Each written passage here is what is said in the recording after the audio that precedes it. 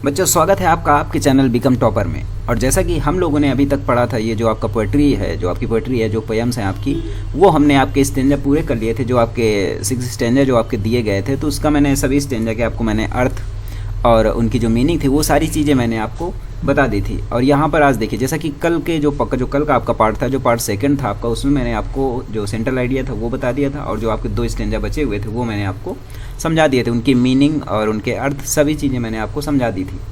मैंने आपसे बोला था कि अब मैं आपको आगे जब बताऊंगा तो आगे मैं आपको बताऊंगा कि रेफरेंस, कॉन्टेस्ट और एक्सप्लेनेशन कैसे लिखना है, या फिर किस टाइप से लिखना है, किस प्रकार से लिखना है। ठीक है, तो हम लोग इंग्लिश पोएट्री पढ़ रहे हैं और इसमें से देख लेते हैं। देखिए, आगे चलते हैं इसमें और आज देखते हैं कि हम लोग किस स्टेंजा का रेफरेंस लिखेंगे। जो आपका फर्स्ट स्टेंजा है उसका हम लोग आज रेफरेंस, कॉन्टेस्ट और एक्सप्लेनेशन, तथा जो आपके जो भी स्टेंजाज हैं तो उनके रेफरेंस, कॉन्टेस्ट और एक्सप्लेनेशन हम लोग आज लिखेंगे। तो चलिए बढ़ते हैं अपने फर्स्ट स्टेंजा की ओर। देखिए, सबसे पहले पोएम देख लेते हैं, character of a happy life. किसने कंपोज किया? कंपोज किया इसको सर हेनरी वॉटन ने। मैंने आपको कई बार बताया है कि जो आपका पोएम है या फिर आपके पैसेज होते हैं, उनके जो लेसन के नाम होते हैं और जो राइटर के नाम होते हैं वो आपको याद रखने हैं। तो यहाँ पर अगर आपको पोएम दी गई, आप पोएम का रेफरेंस लिख रहे हैं, तो उसमें से पोएम का नाम और आपको जो उसके पोएट होते हैं उनका नाम आपको लिखना होता है। और जो आपके पैसेज दिए गए होते हैं, तो जो आपको लेसन होते हैं और उनके जो राइटर होते हैं उनके नाम आपको लिखने होते हैं। तो चलिए, इसमें मैंने आपको बता दिया कि ये तो इसमें से कैरेक्टर ऑफ हैप्पी लाइफ, इसके जो कंपोज किया इसको, इसके पोएट कौन है, वो है सर हेनरी वॉटन। चलिए सबसे पहले देख लेते हैं आपका फर्स्ट स्टेंजा क्या दिया गया है। तो आपका फर्स्ट स्टेंजा, जो आपका पहला स्टेंजा दिया गया है, वो है हाउ हैप्पी एटमोस्ट स्किल। ठीक है, आप बुक खोल के रख लिया करिए जब मैं आपको पढ़ाता हूँ या फिर जब मैं इसका अर्थ बताता हूँ या इसकी मीनिंग बताता हूँ, तो आप जो बुक है उसको खोल के रख लिया करिए, ताकि आपको समझ में आए कि मैं क्या बता रहा हूँ और क्या अर्थ मैंने आपको बताए थे, क्या मैंने मीनिंग्स आपको बताई थी, क्या मैंने अर्थ आपको समझाया था। वो सारी चीज़ें आपको पता रहेंगी अगर आप बुक खोल के रख लेंगे सामने। ठीक है, तो इसमें से आप ये करेंगे। देखिए, अब यहाँ पर मैंने आपको बता दिया, तो मैं पहले आपको थोड़ा सा इसका अर्थ बता देता हूँ कि इसका अर्थ क्या होगा। जो आपका फर्स्ट स्टेंजा था उसका अर्थ क्या होगा। ठीक है, उसका अर्थ मैं आपको समझा देता हूँ। देखिए, जैसा कि how happy is he born और टॉट। ठीक है, अब यहाँ पर टाइप नहीं है, लेकिन आप बुक अगर सामने अपने रखे होंगे तो आप समझ जाएंगे बुक से कि मैं क्या आपको बता रहा हूँ। तो आप लाइन को ध्यान दीजिए और उसका अर्थ भी आप समझ लीजिए कि how happy is he born और taught that serveth not in others will, whose armour is his honest thought and simple truth his utmost skill. वह मनुष्य कितना प्रसन्न होगा जो दूसरे व्यक्ति के अधीन नहीं है, अर्थात जो आत्मनिर्भर व्यक्ति है वह बहुत प्रसन्न होता है। यह गुण उसमें जन्मजात भी हो सकता है और सिखाया भी जा सकता है। उस व्यक्ति की सुरक्षा का हथियार उसके शुद्ध विचार तथा ईमानदारी है, और केवल सत्य ही उसका सबसे बड़ा गुण है। तो यहाँ पर मैंने आपको इसका अर्थ बता दिया। अब उसके बाद देखिए, अब इसका देखते हैं कि इसका रेफरेंस कैसे लिखा जाएगा। देखिए, तो इसका रेफरेंस लिखा जाएगा कि these lines have been taken from the poem character of a happy life composed by sir Henry Wotton. ठीक है, अब देखिए यहाँ पर ये लिखा गया है आपका these lines have been taken from the poem. ठीक है, character of a happy life composed by sir Henry Wotton. देखिए बच्चों, यहाँ पर ये जो आपको दिया गया है कि these lines have been taken from the poem, यहाँ पर अगर आप चाहें तो दीज लाइन्स की जगह पर आप यहाँ पर लिख सकते हैं। देखिए, मैंने आपको बताया था कि या तो आप यहाँ पर दीज लाइन्स लिखिए, और अगर आप यहाँ पर दीज लाइन्स नहीं लिख रहे हैं तो आप यहाँ पर दिस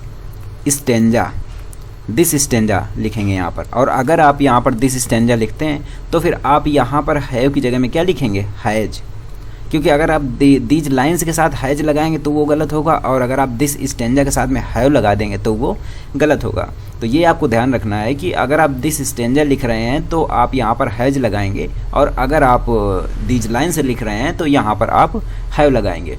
देखिए, अब मैं थोड़ा सा आपको फास्ट पढ़ाऊंगा और जो भी चीज़ें होंगी तो बिना कोई समय गंवाए मैं आपको सारी चीज़ें जल्दी समझा दूंगा। क्योंकि कुछ बच्चों ने शिकायत करी कि सर जो आप ज़्यादा लॉन्ग वीडियो ना किया करिए, आप शॉर्ट वीडियो बनाया करिए जिससे कि हमको अच्छे समझ में आ सके।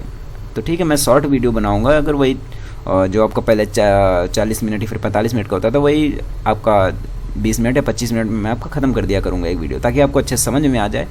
और आपका कोर्स इतना भी ज़्यादा नहीं है कि ख़त्म ना हो सके। ठीक है, आपका कोर्स आराम से ख़त्म हो जाएगा। तो ठीक है, चलिए अब उसके बाद देखते हैं। यहाँ पर आगे दिया गया from the poem character of a happy life composed by sir Henry Wotton. यहाँ पर आपको रिटन बाय नहीं लिखना है, रिटन बाय आपको सिर्फ पैसेज में लिखना है। इस बात का आपको विशेष ध्यान रखना है। जहाँ पर आपका पैसेज होगा, जहाँ पर आपके लेसन होंगे, वहाँ पर आपको कंपोज्ड बाय नहीं लिखना है, वहाँ पर आपको लिखना है रिटन बाय। और अगर कहीं पे आपकी पोएम है तो वहाँ पर आपको कंपोज्ड बाय ही लिखना है, क्योंकि पोएट के आगे कंपोज्ड बाय लगाया जाता है और जो राइटर होते हैं उनके आगे रिटन बाय लगाया जाता है। ठीक है, तो ये रेफरेंस आपको समझ में आ गया होगा। और देखिए रेफरेंस एक पोएम का सेम होता है, उसमें से सिर्फ रेफरेंस पूरी बुक का सेम होता है, सभी का रेफरेंस एकदम सेम रहता है। ठीक है, उसमें से आपको सिर्फ जो पोएम होती है उसका नाम और आपके पोएट का नाम बदल दिया जाता है, बाकी सब कुछ सेम होता है। चलिए अब इसके बाद हम लोग देखते हैं कि इसका कॉन्टेस्ट कैसे लिखेंगे। हालांकि इसका अर्थ मैं आपको बता चुका हूँ और उसके बाद फिर हम लोग इसका देखेंगे कि इसका कॉन्टेस्ट कैसे लिखा जाएगा। देखिए यहाँ पर जो कॉन्टेस्ट होता है वो क्या होता है, कॉन्टेस्ट में आपको बताया जाता है जो भी आपको एक्सप्लेन करना होता है, फिर जो आपका एक्सप्लेनेशन होता है उसके बारे में आपको कॉन्टेस्ट में थोड़ा सा बताया जाता है 2 लाइनों में कि यहाँ पर कभी क्या कह रहा है, फिर कभी ने किस बारे में इस स्टेंजा में बात करी है। तो उसका एक्सप्लेनेशन जो किया जाएगा नीचे, वही उसी की जो 2 लाइनें होती है वो सिर्फ आपको कॉन्टेस्ट में लिखनी होती हैं। तो देखिए यहाँ पर आपका कॉन्टेस्ट क्या लिखा हुआ है, आपका कॉन्टेस्ट लिखा है कि in these lines the poet has presented the secret of happy life. In these lines, इन लाइनों में जो आपकी लाइनें दी गई हैं या फिर जो आपका स्टेंजा दिया गया है, तो इन लाइनों में, इस स्टेंजा में the poet has presented the secret of happy life. यहाँ पर जो पोएट है कवि वो क्या प्रदर्शित करना चाहता है, वो आप बता रहा है the secret of a happy life, जो खुशहाल ज़िंदगी होती है, जो प्रसन्नतापूर्वक, जो प्रसन्नता भरी ज़िंदगी होती है, जो प्रसन्न लाइफ होती है, प्रसन्न ज़िंदगी होती है, उसके जो रहस्य होते हैं उनके बारे में कवि यहाँ पर आपको बता रहा है। ही सेज दैट, वो कहता है, he says that freedom, honesty and truth are the essential qualities of a happy man. He says that, वो कहता है कि फ्रीडम, स्वतंत्रता, ऑनेस्टी, ईमानदारी, एंड ट्रूथ और the essential qualities of a happy man. स्वतंत्रता, ईमानदारी और सच्चाई are the essential qualities of a happy man. एक जो खुशहाल मनुष्य होता है, जो प्रसन्न व्यक्ति होता है, उसके ये आवश्यक गुण होते हैं। आवश्यक गुण उसके क्या होते हैं, फ्रीडम, ऑनेस्टी एंड ट्रूथ, स्वतंत्रता और जो आपकी ईमानदारी है और सच्चाई, ये सारे क्या होते हैं, खुशहाल जो व्यक्ति होता है उसके ये आवश्यक गुण होते हैं। ठीक है, तो ये चीज़ आपको समझ में आ गई कि यहाँ पर कवि क्या कहना चाहता है और किस चीज़ के बारे में आपको एक्सप्लेन करेगा नीचे। चलिए अब बढ़ते हैं एक्सप्लेनेशन की ओर। तो आपका एक्सप्लेनेशन क्या कहता है, आपका एक्सप्लेनेशन कहता है कि अ person who does not obey the orders, a person who does not obey the orders of other persons. ठीक है, ये आपको समझ में आ गया। अब देखिए, जैसे मैं आपको स्टेंजा पढ़ाता हूँ और जिस टाइम पे मैं आपको पोएम पढ़ा रहा होता हूँ, तो उस टाइम पे आप ध्यान से समझा करिए। यही चीज़ मैंने आपको पैसेज में भी बोली थी कि अगर आप पैसेज पढ़ रहे हैं तो उसको भी आपको ध्यान से समझना है, जो आप पोएम पढ़ रहे हैं उसको भी आपको ध्यान से समझना है, क्योंकि आप अगर उसको उस टाइम पढ़ाते टाइम अगर आप उसको ध्यान से समझें, क्योंकि उस टाइम पर मैं एक एक मीनिंग आपको बताता हूँ, और अगर कहीं भी कोई मीनिंग छूटी हो या फिर कोई अर्थ आपको ना आता हो या फिर जिस लाइन का अर्थ आपको समझ में ना आता हो, वो आप आराम से कमेंट करके मुझे पूछ सकते हैं कि सर इस चीज़ का मुझे अर्थ समझ में नहीं आया। लेकिन मैं एक एक चीज़ अपनी तरफ से कुछ भी छोड़ता नहीं हूँ, एक एक जो मीनिंग होती है तुम्हारी, छोटी से छोटी मीनिंग भी मैं आपको बताता हूँ कि नहीं इसमें ये मीनिंग होगी और इसका ये अर्थ होगा। तो वो चीज़ अच्छे से समझा रहा हूँ, तो आपका भी ये दायित्व बनता है कि आप अच्छे से समझिए उसको। ठीक है, क्योंकि इससे आपका ही फ़ायदा है। तो चलिए देखते हैं यहाँ पर, अ person who does not obey the orders of other person. अब देखिए इसका मैं आपको अर्थ बताता हूँ एक एक लाइन का, कि देखिए a person who does not obey the orders of other persons and does not have to act as others wish. इसका मतलब क्या है कि जो व्यक्ति अपनी इच्छा अनुसार कार्य करता है, अ person who does not obey the orders of other person, यानी जो व्यक्ति किसी दूसरे की आज्ञा अनुसार कार्य नहीं करता है, यानी जो व्यक्ति सिर्फ अपनी इच्छा अनुसार कार्य करता है और दूसरों की इच्छा अनुसार वो नहीं चलता, मतलब दूसरों के कहे पे नहीं चलता है, वो दूसरे क्या कह रहे हैं क्या नहीं कह रहे हैं उससे उसे कोई मतलब नहीं होता है, वह वास्तव में प्रसन्न होता है। वह क्या होता है, वह वास्तव में प्रसन्न व्यक्ति होता है। उसके बाद आगे आपका क्या लिखा है कि इज़ वेरी हैप्पी, वो वास्तव में प्रसन्न होता है। हिज लाइफ, ये यहाँ पर दिया गया आपका, his life is virtuous with no will for anybody. His life is virtuous with no will for anybody. दूसरों के प्रति दुर्भाव न रखकर कार्य करने वाला व्यक्ति भाग्यशाली होता है। जो ये प्रसन्न व्यक्ति है, तो ये his life is virtuous with no will for anybody, दूसरों के प्रति दुर्भाव नहीं रखता, दूसरों के प्रति दुर्भाव न रख कर वो कार्य करता है और वो एक भाग्यशाली व्यक्ति है। उसके बाद आगे क्या, ही नीड्स नो प्रोटेक्शन, उसे संरक्षण की आवश्यकता नहीं होती, उसे प्रोटेक्शन की आवश्यकता नहीं, उसे संरक्षण की आवश्यकता नहीं होती है। ठीक है, आगे आपका लिखा है कि truth is his only talent, सत्य ही उसका गुण होता है। सत्य ही क्या होता है, उसका गुण होता है। Truth is his only talent. उसके बाद आगे आपका दिया गया है कि ही लीड्स अ हैप्पी लाइफ, वह सुखी जीवन जीता है। लीड करता है, वो सुखी जीवन जीता है। हैप्पी लाइफ, वह सुखी जीवन जीता है। आगे आपकी लाइन दी गई है कि this is the gift of God himself which helps him. ईश्वर का वरदान ही उसकी सहायता करता है। This is the gift of God himself which helps him. ईश्वर का वरदान ही उसकी सहायता करता है। ठीक है, ये लाइन में आपको समझ में आ गई होगी। चलिए एक बार मैं फिर से आपको समझा देता हूँ, इसको रिवाइज कर देता हूँ एक बार फिर से। A person who does not obey the orders of other persons and does not have to act as others wish is very happy. जो व्यक्ति अपनी इच्छा अनुसार कार्य करता है तथा दूसरों की इच्छा अनुसार नहीं चलता, वह वास्तव में प्रसन्न है। आगे क्या लिखा कि his life is virtuous with no will for anybody, he needs no protection. वह दूसरों पर दुर्भाव रखकर कार्य नहीं करता है, उसे संरक्षण की आवश्यकता नहीं होती है। He needs no protection. Truth is his only talent. सत्य ही उसका गुण होता है। आगे क्या दिया कि ही लीड्स अ हैप्पी लाइफ, वह सुखी जीवन जीता है। उसके बाद आगे क्या दिया कि this is the gift of God himself which helps him. वह सुखी जीवन जीता है, ईश्वर का वरदान ही उसकी सहायता करता है।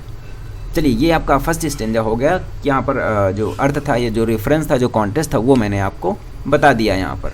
अब इसी के साथ देखिए, इसी टाइप से आप अच्छे समझिए, एक एक लाइन आप समझिए। जैसे मैं आपको अर्थ बताता हूँ तो एक एक लाइन आप समझिए कि मैं किस टाइप से अर्थ बता रहा हूँ, उसका एक एक मीनिंग मैंने आपको बता रखी है हर चीज़ की। ठीक है, तो इस तरीके से आपको ये सारी चीज़ें समझ में आ जाएंगी। अगर कोई भी आपके लिए कोई भी स्टेंजा या फिर कोई भी पोयम या फिर कोई भी पैसेज आता है तो आप उसको तुरंत उसको लिख लेंगे, उसका रेफरेंस लिख लेंगे, उसका कॉन्टेस्ट लिख लेंगे और उसका एक्सप्लेनेशन लिख लेंगे। और इस बात का विशेष ध्यान रखिए कि मैंने अगर आपको बताएं कि लेसन का नाम, राइटर का नाम और पोएम का नाम और पोएट का नाम, तो वो मैं ऐसे ही आपको फालतू में नहीं बोलता। तो मैं पागल नहीं हूँ कि मैं उस बार बार आपको बोलता हूँ कि ये लिख लो, वो लिख लो। जो चीज़ें मैं बता रहा हूँ वो आपके एग्ज़ाम टाइम के लिए बहुत ही ज़्यादा इंपॉर्टेंट है, इस वजह से वो चीज़ें मैं आपसे बार बार बोलता हूँ। ठीक है, तो ये बातें आप ध्यान रखिए। चलते हैं आपके अगले स्टेंजा पर। तो देखिए आपके अगला स्टेंजा क्या दिया गया है। अगला स्टेंजा है आपका हुज पैशंस, और उसके बाद लास्ट में आपका दिया गया है vulgar breath. Whose passions vulgar breath. तो देखिए अब यहाँ पर क्या दिया गया है, हुज पैशंस वल्गर ब्रीथ। देखिए इसका रेफरेंस कैसे लिखेंगे, रेफरेंस इसका लिखेंगे सेम वही रेफरेंस जो पहले लिखा गया था, रेफरेंस वही रेफरेंस यहाँ पर लिखा जाएगा कि these lines have been taken from the poem character of a happy life composed by sir Henry Wotton. यहाँ पर कंपोज्ड बाय की जगह में रिटन बाय नहीं लिखना है, भूल से भी नहीं लिखना है। अगर पोएम है तो कंपोज्ड बाय लिखना है, और अगर आपका पैसेज दिया गया है तो वहाँ पर रिटन बाय लिखना है। इस चीज़ को आपको ध्यान रखना है। और अगर आपने यहाँ पर दीज लाइन्स लिखा है तो आपको हैव लिखना है, अगर आपने स्टेंजा लिखा है तो हैज लिखना है।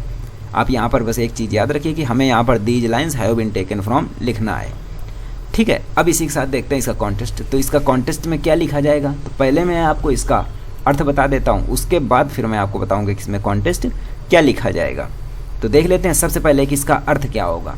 तो अर्थ मैं आपको फिर से पढ़ के सुनाता हूँ। Whose passions not his masters are whose soul is still prepared for death. Book को हमेशा खोल कर रखिए सामने, ताकि आप उसका अर्थ समझ सकें, क्योंकि यहाँ पर सामने आपके अर्थ तो लिखा नहीं है, तो आप कैसे किस टाइप से समझोगे। ठीक है, तो whose passions not his master are whose soul is still prepared for death untied unto the world with care of princely love और वल्गर ब्रीथ। इसका अर्थ क्या होगा, अर्थ हालांकि मैं आपको बता चुका हूँ पहले, लेकिन फिर से एक बार दोबारा मैं आपको बता देता हूँ, और मीनिंग भी इसकी मैं आपको बता चुका हूँ पहले।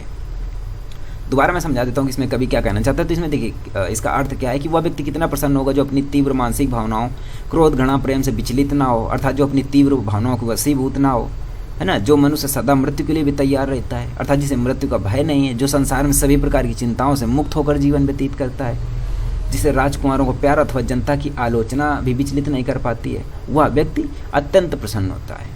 ठीक है, ये इसका पूरी जो इसकी समरी या फिर जो पूरा शॉर्ट में बोलें वो चीज़ इसकी हो गई। अब उसके बाद देखते हैं इसका कॉन्टेस्ट कैसे लिखा जाएगा। तो इसका कॉन्टेस्ट होगा कि in these lines the poet points out some of the qualities of a happy life. In these lines the poet points out some of the qualities of a happy life. ठीक है, इन लाइनों में, in these lines the poet points out, इन लाइनों में जो कवि है वो पॉइंट आउट करता है। क्या पॉइंट आउट करता है, some of the qualities of a happy life. एक प्रसन्न जीवन के जो गुण होते हैं उनको यहाँ पर वो हाईलाइट कर रहा है, या फिर पॉइंट आउट कर रहा है, या फिर यहाँ पर बता रहा है। ठीक है, अब देखते हैं कि वो क्या बता रहा है। जो इस स्टेंजा में लिखा है वही वो एक्सप्लेन करेगा कभी, और वही आपको एक्सप्लेन करना है। ठीक है, तो देख लेते हैं इसका एक्सप्लेनेशन। इसका एक्सप्लेनेशन क्या दिया गया है कि देखिए, the poet says that a happy man is a person who controls his passions as jealousy, anger, love and hatred. अब इसका मैं आपको अर्थ बता देता हूँ। देखिए, जैसे आपको दिया गया है कि the poet says that a happy man is a person who controls his passions as jealousy, anger, love and hatred. तो इसमें क्या मतलब इसका मतलब है कि कवि कहता है कि एक प्रसन्नचित्त व्यक्ति, कवि कहता है, द पोएट सेज, कवि कहता है दैट अ हैप्पी मैन, की एक प्रसन्नचित्त व्यक्ति is a person who controls his passion as jealousy, anger, love and hatred. कवि कहता है कि एक प्रसन्नचित्त व्यक्ति वह है जो अपनी उत्कृष्ट भावनाओं जैसे ईर्ष्या है ना, जीलसी जैसे ईर्ष्या, क्रोध, प्रेम और जो प्यार होता है और घृणा होती है, ठीक है, लव प्यार और हेट्रेड घृणा, इन पर नियंत्रण रखता है। कंट्रोल मीन्स नियंत्रण रखता है, ठीक है। तो द पोएट सेज है ना, कवि कहता है कि एक प्रसन्नचित्त व्यक्ति वह है जो अपनी उत्कृष्ट भावनाओं जैसे ईर्ष्या, क्रोध, प्यार और घृणा पर नियंत्रण रखता है। आगे आपका क्या दिया गया, आगे दिया गया कि ही कंट्रोल्स देम, आगे आपका दिया गया है ही कंट्रोल्स देम वेरी इजीली, वो इन्हें आसानी से नियंत्रित कर लेता है, वो इन्हें आसानी से नियंत्रित कर लेता है। आगे दिया गया है कि he is never afraid of anything, वो किसी चीज़ से डरता नहीं है, उसे किसी भी चीज़ से भय नहीं लगता है। आगे लिखा है आपका कि ही is free from the fear of death, वह मृत्यु के भय से मुक्त होता है, वो बिल्कुल फ्री होता है मृत्यु के भय से, यानी उसे मृत्यु से डर नहीं लगता। He is ready to die at any moment, he is ready to die at any moment. इसका मतलब है कि अगर वो free from the fear of death, अगर वो भय से मुक्त रहता है ना, तो फिर उसे मृत्यु से भी भय नहीं लगता है, ठीक है। अर्थात वो किसी भी क्षण, he is ready to die at any moment, वह किसी भी क्षण मरने को तैयार रहता है। आगे आपका लिखा है कि he is not worried about getting any favour of the Kings, वह राजाओं की कृपा की आकांक्षा नहीं करता है। He is not worried about getting any favour of the Kings, वह राजाओं की कृपा की इच्छा नहीं करता है। आगे लिखा है आपका कि he is not worried about the criticism made by common people, वह सामान्य लोग जो होते हैं, देखिए कॉमन पीपल जो होते हैं, तो ही इज नॉट वरीड, वह चिंता नहीं करता है about the criticism made by common people, जो सामान्य लोगों की आलोचना की चिंता वो नहीं करता है कि सामान्य लोग उसकी आलोचना करेंगे, इस बात की वो चिंता नहीं करता। चलिए एक बार इसको शॉर्ट में समझ लेते हैं, तुरंत इसका अर्थ समझ लेते हैं, एक बार फिर से रिवाइज कर लेते हैं। The poet says that a happy man is a person who controls his passion as jealousy, anger, love and hatred. कभी कहता है कि एक प्रसन्नचित्त व्यक्ति वह है जो अपनी उत्कृष्ट भावनाओं जैसे ईर्ष्या, क्रोध, प्यार और घृणा पर नियंत्रण रखता है। उसके बाद आगे क्या लिखा, ही कंट्रोल्स देम वेरी इजीली, वह उन्हें आसानी से नियंत्रित कर लेता है।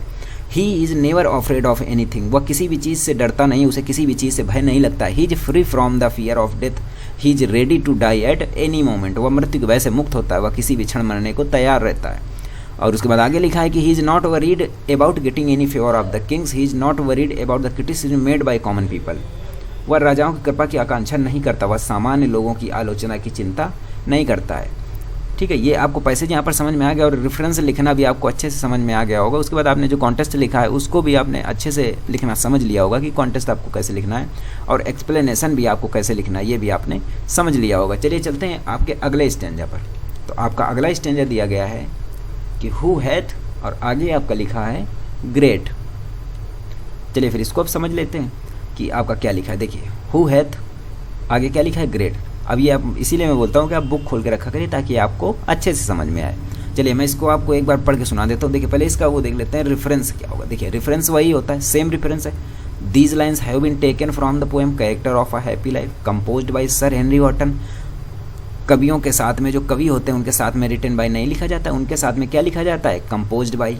ठीक है, तो ये आपने समझ लिया, तो आपने रेफरेंस समझ लिया अच्छे से। उसके बाद आपका आता है कॉन्टेस्ट। तो कॉन्टेस्ट लिखने के पहले हम लोग इसका अर्थ समझते हैं।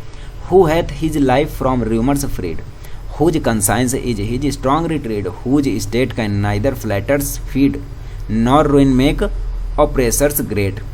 ठीक है, इसका अर्थ होता है कि वह मनुष्य प्रसन्न होता है जो अफवाहों से प्रभावित ना हो, जिसकी अंतरात्मा ही सबसे शक्तिशाली शरण स्थल हो, और जो अपनी अंतरात्मा की आवाज़ का दृढ़ता से पालन करता हो, जो चापलूस व्यक्तियों की झूठी प्रशंसा से संतुष्ट ना हो। बड़े बड़े दमनकर्ताओं भी ऐसे व्यक्ति को हानि नहीं पहुंचा सकते हैं, ऐसा व्यक्ति सदा प्रसन्न रहता है। ये इसका अर्थ हो गया।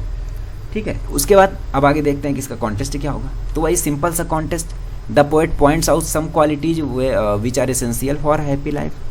द पोएट पॉइंट्स आउट, यानी कभी यहाँ पर पॉइंट आउट करता है, फिर से कभी बताता है सम क्वालिटीज, कुछ गुणों के बारे में, which are essential for a happy life, जो एक प्रसन्न जो ज़िंदगी होती है या फिर जो प्रसन्न जीवन होता है, एक जो हैप्पी लाइफ होती है, उसके लिए जो आवश्यक गुण हैं उनके बारे में कभी यहाँ पर बताता है या पॉइंट आउट करता है। अब देख लेते हैं इसका एक्सप्लेनेशन। तो यहाँ पर एक्सप्लेनेशन आपको दिया गया है, the life of a happy man is free from false rumours.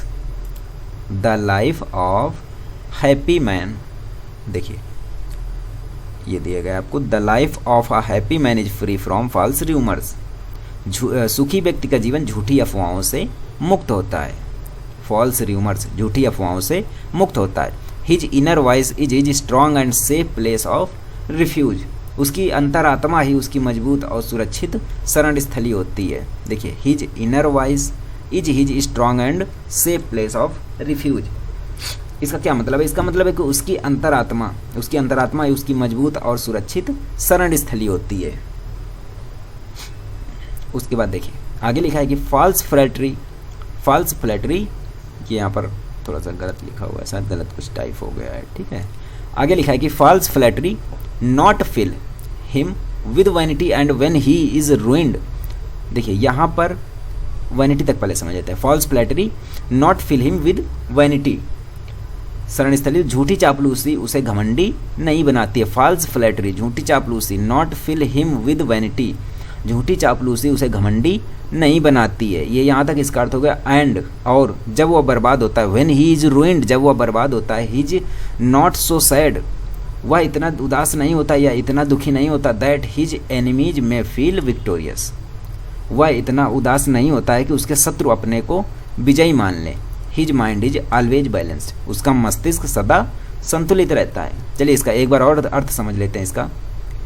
The life of a happy man is free from false rumours, वह सुखी व्यक्ति का जीवन झूठी अफवाहों से मुक्त होता है। His inner voice is his strong and safe place of refuge, उसकी अंतरात्मा है उसकी मजबूत और सुरक्षित शरण स्थली होती है। False flattery is not fill him with vanity, ठीक है, उसकी जो झूठी चापलूसी उसे घमंडी नहीं बनाती है। आगे लिखा है and when he is ruined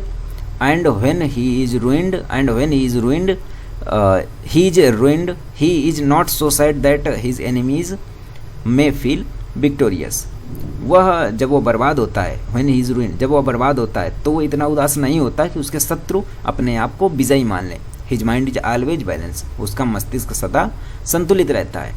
तो चलिए ये आपके 3 स्टेंजा आज हो गए, और ये जो आपके बाकी बचे 3 स्टेंजा वो मैं आपको कल बताऊंगा। कल मैं आपकी स्टेंजा ख़त्म कर दूंगा। और देखिए अगर आपको इसकी PDF चाहिए तो वहाँ पर आपको बिकम्स टॉपर, आप टेलीग्राम चैनल पर जाइए, वहाँ पर आपको इसकी PDF मिल जाएगी, और हर PDF में आपको लिंक दी हुई होती है, तो आप लिंक पर क्लिक करके उस वीडियो पर पहुँच सकते हैं जिस वीडियो की वो PDF है, ठीक है। और अगर आपका कोई क्वेश्चन है या फिर आपको कोई क्वेरी है तो आप मुझे इंस्टाग्राम पर सीधे मैसेज कर सकते हैं, ठीक है। और यहाँ पर अगर आपको वीडियो अगर पसंद आ रहा है तो आप उसको लाइक कीजिए, पसंद नहीं आ रहा है तो बिल्कुल डिसलाइक कीजिए, और कमेंट में मुझे बताइए कि क्या प्रॉब्लम, आपको क्या चीज़ आपको समझ में नहीं आ रही है।